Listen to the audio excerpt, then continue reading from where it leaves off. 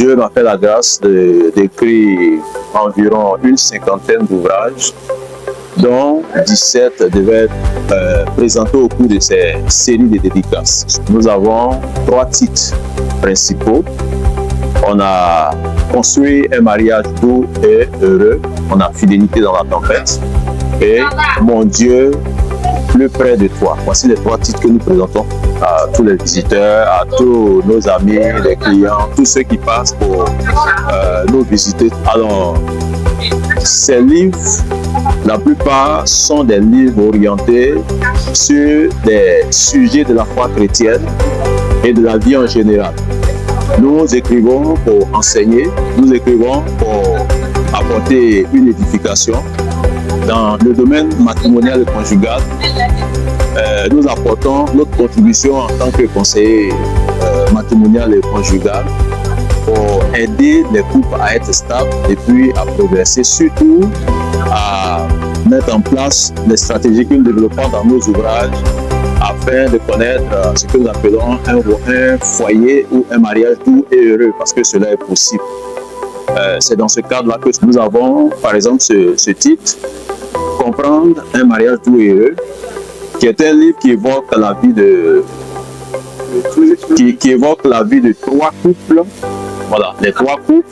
On a le couple de Pacom et de Catherine, de Michel et Esther, et de Pierre et Ruth. Voilà, chacun de ces couples vit une expérience, vit des aspirations divergentes, et puis un manque de communication dans le foyer. Mais il y aura un déclic qui va être déclenché à la suite d'une dispute qui va les conduire à la réconciliation.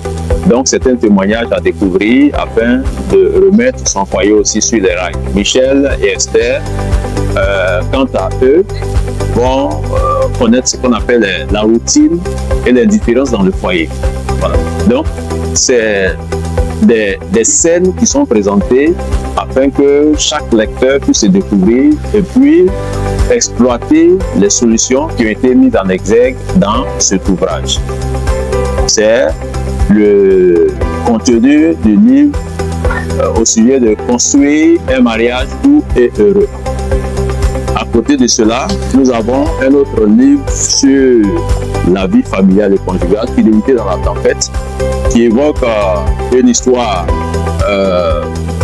de Marc et Nathalie qui ont traversé des difficultés, qui ont vécu des rencontres, et ces rencontres leur ont permis de revenir en évidence afin de se reconstruire pour pouvoir sauver leur vie conjugale qui était en péril.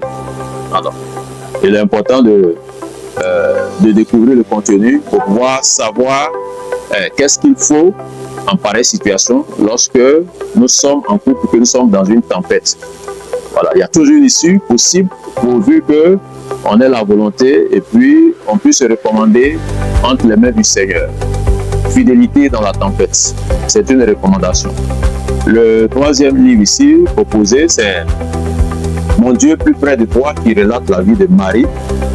Marie qui est une femme qui va connaître des difficultés, il va vivre vraiment une tragédie.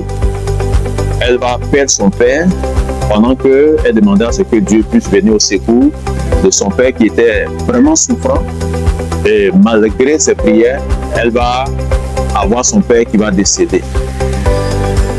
Et dans cette situation, sa foi ne va point défaillir parce qu'elle va s'accrocher au Seigneur. D'où le titre « Mon Dieu plus près de toi ».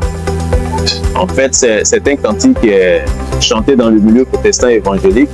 Et je me suis inspiré de ce très émouvante, mais instructive, édifiante et qui donne beaucoup de tonus à toutes les personnes qui sont dans des situations compliquées, qui pensent qu'il n'y a pas d'issue à leur vie. Voilà, Mon Dieu plus près de toi.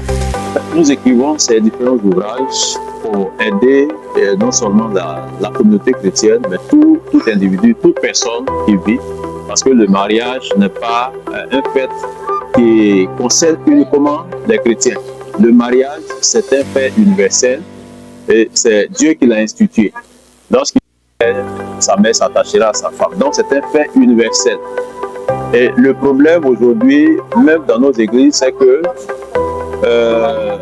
lorsque nous célébrons les mariages, il n'y a pas de suivi.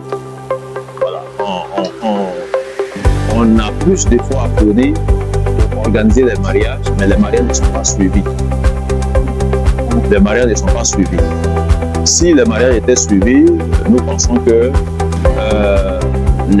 les actes tels que les divorces qui ont des conséquences ne sont pas du tout intéressants sur non seulement les deux concernés, mais surtout les enfants. Et puis la société, ces situations allaient être évitées.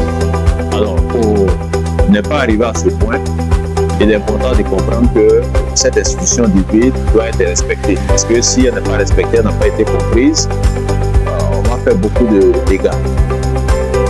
Il est vrai, certains pensent se marier, croient qu'on peut se marier par révélation. C'est possible que Dieu donne une orientation, il donne une éducation. Ça peut se faire. Mais le mariage se fait par conviction. Puisque dans tous les cas, l'observation qui est faite dans les célébrations, que ce soit à l'église comme à la mairie, on demande le consentement des concernés. On dit, est-ce que tu veux prendre pour époux? On n'a jamais posé la question, est-ce que tu crois que c'est Dieu qui t'a révélé telle personne? Voilà.